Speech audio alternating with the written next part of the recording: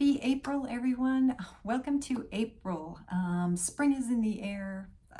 Everything is flowering and just coming into full bloom here where I live. And in so many cases, what that does for me is it makes me want to switch out my routine completely. I'm kind of putting away all the heavy meals that I've had over the last few months, getting rid of the chilies and the stews, and just again those meals that tend to weigh you down a little bit, right? And what I've been doing instead is looking for fresh new ways of using the vegetables, using the food items that I like to cook with most. And so what I've been finding that I've been doing is actually looking for recipes based on a particular food item. And I've noticed that throughout. Obviously, I've been vegetarian and vegan and what I consider to be plant-based now for close to 3 decades. It's been an incredible journey. But, when I picked up cookbooks, when I picked up recipes, based on just what's for dinner tonight and just kind of, let the roulette wheel spin, right? And pick it based on whatever happens to show up in my inbox or, on a search. A lot of times I didn't have the particular ingredients on hand. I might be missing a few that I had to go to the store with. Not saying that I've solved that problem. I think that will always be a problem, especially when you're looking at brand new recipes. But the one thing that I have found that I love cooking with is when I have a selection of produce in my refrigerator or on my countertop, and I start with a basic concept in mind. I'm not sure if I've grown into that or if it's just morphed into that. But it is something that I have found that works incredibly well for the way that I cook and the way that I live. Because then I can look into the refrigerator or I can look on the counter or, depending on where I'm going, what I'm having. Maybe even going to the farmer's market and selecting vegetables based on what is in season. So now when I go to the store, if a cauliflower looks great, I'll pick it up. If there's broccoli, asparagus right now is huge, right? In April, we're starting to see a lot more asparagus. When I see that, I can't help but pick it up, right? Because it looks so beautiful. Especially asparagus. I love it when it's nice and thin, nice and crisp. It does anything if you put it in a soup, if you just kind of, saute it for a few minutes, if you broil it. Oh, there's just so many wonderful ways. And from what I found, the skinnier, the thinner ones, I just like the flavor of them better. So they tend to be right in season right now. You see these all over, whether it's a farmer's market or in your local market. That's the way I like to shop. That's the way I like to pick produce. And it's the way that I like to cook. And there's something about that for me that is just very motivating. And if you've never tried it that way, I would suggest maybe take a week and go out, find great looking produce. Maybe not even a week, maybe take a few days. If you have, maybe a Wednesday, Thursday, Friday where you're not quite so busy and you plan on making dinner those 3 nights, go to the store, take a look at everything that's there, or shop the farmer's market and pick up the most incredible looking vegetables, produce that you can find, and then come home and then you can incorporate those into your meals. Like I said, I found myself doing that a lot, physically starting with something, whether it's, some peppers or some cauliflower, or if I picked up something a little more unusual, which I've loved doing. In fact, that's one of my favorite things about summer, about coming into spring, summer months, because there's so many incredible things that show up in your farmer's market and grocery store that you might not have used before. One of them is nopales, which is the pear cactus, if you've ever seen those in the grocery store. For so long, I would see them appear, and of course, not a clue, right, as to what are you going to do with nopales. But then I picked one up one time, and I made myself try it. And it's incredible. It's got almost a pepper-like consistency when you're slicing it and stuff, but it has a very different taste. And depending on how you prepare it, it's so good. So I'm really looking forward to that coming up. I should be seeing that in the farmer's market here in the next month or two, and I'm really looking forward to starting to play with that again. And in anticipation of that, I've been recommended a cookbook from quite a few people, And it was something I just happened to see it on the shelves of my library when I was there this last time, and so I picked it up. Definitely something I'm going to be adding to my collection because, again, it's been recommended to me numerous times.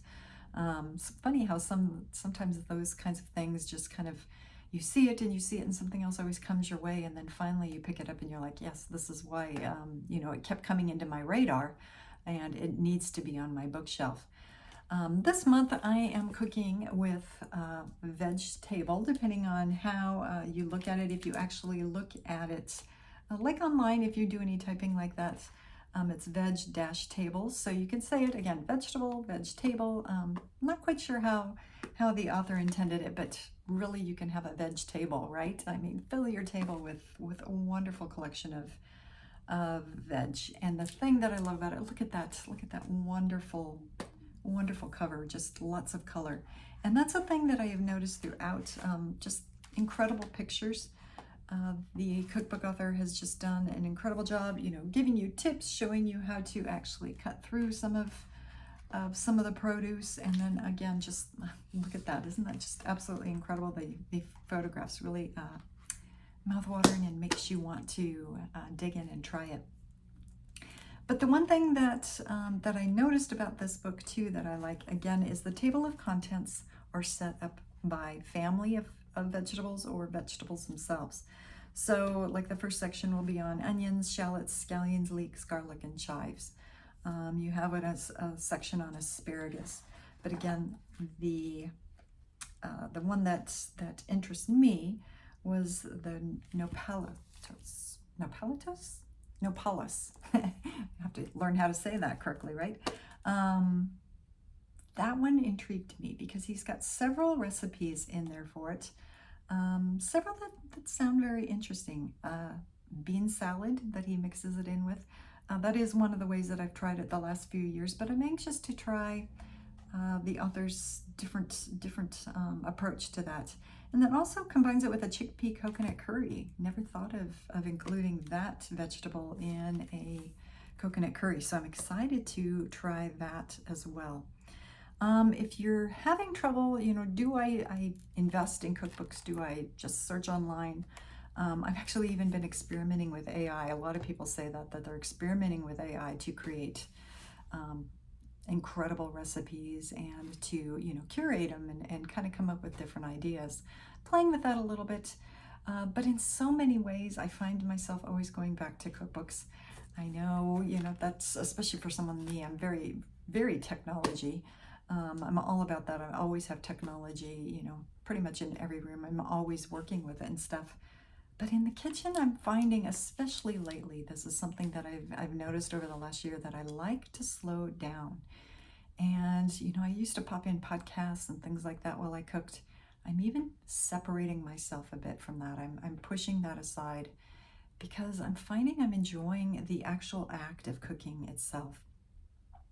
So now that I've upgraded a lot of my kitchenware, I've upgraded, have a really nice knife set, have nice cutting boards, lots of utensils. I've purchased some bowls that I love using. Again, just a variety of things that you use on a daily basis. And it's almost meditative to me. It's almost something that, I go in to relax. I go in for self-care when I'm in there cutting. And I know that's something that, especially as women, we're not trained to think of the kitchen in that aspect. I know definitely growing up, kitchens, cooking, all that kind of thing was so yesterday. I wanted to, grab the bull by the horns and just go full force, power through everything. How many things could I accomplish? That's definitely, the way that you could describe my lifestyle over the last few decades here. And now I'm finding myself actually stepping back because this is my self-care. This is something that I'm enjoying. It's, again, a very meditative act of getting in there and cooking, especially when every slice just works well because you have the equipment that makes it work well. And, just the act of stirring, of watching something come to a boil, of watching something come together, and you taste it and you instantly know, oh, it needs a little salt, needs a little pepper, or it's perfect, and you enjoy it. I had that experience actually this last week. I kind of put a meal together, and my husband was just like, okay, it's another standard meal type thing, even though it was brand new recipe. And tasted it, and his eyes lit up, and he's like, wow, the flavor in here is absolutely incredible. And I think that's what the art of cookbooks has kind of given to me, especially over the last couple of years here.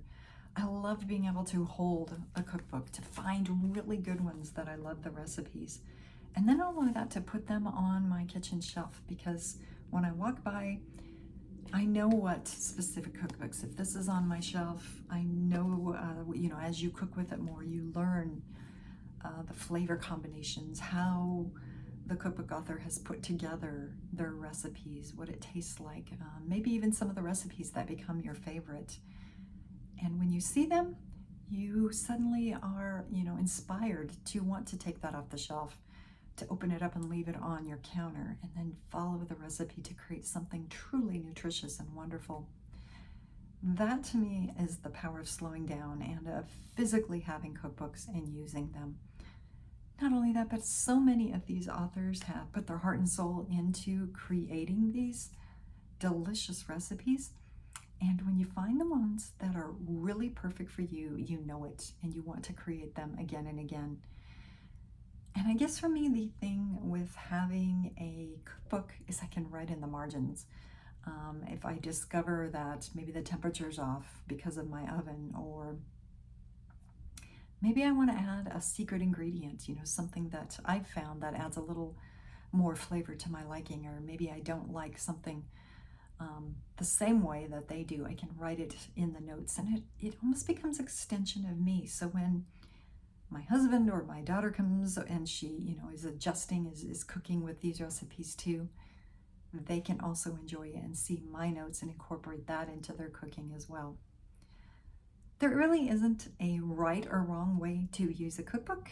I would suggest that you pick up this one for April, follow along with me, or if you review everything I've put together over the last couple of years, I have so many cookbooks that I just love. There is not a week that goes by that I don't pull one off the shelf and utilize it in some way for some recipe, because especially in today's world where everything seems to be speeding up and going, power forward as fast as you can, this is one way that you can take an hour or so out of your day for you. Put everything aside, put the digital aside, and grab a cookbook and just enjoy. So with that, enjoy your April. Pick up this wonderful cookbook. I'll leave the notes here in my Substack if you refer to that. Check out my other Cookbook Club entries. Pick up some cookbooks. Develop your own self-care routine and enjoy. See you next month.